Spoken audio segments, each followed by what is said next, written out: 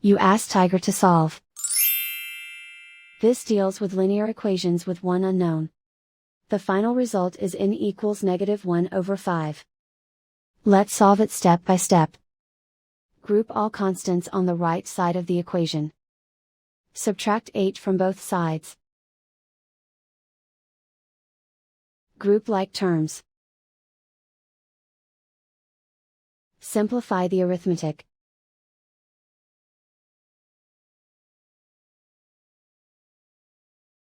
Isolate the n. Divide both sides by -5.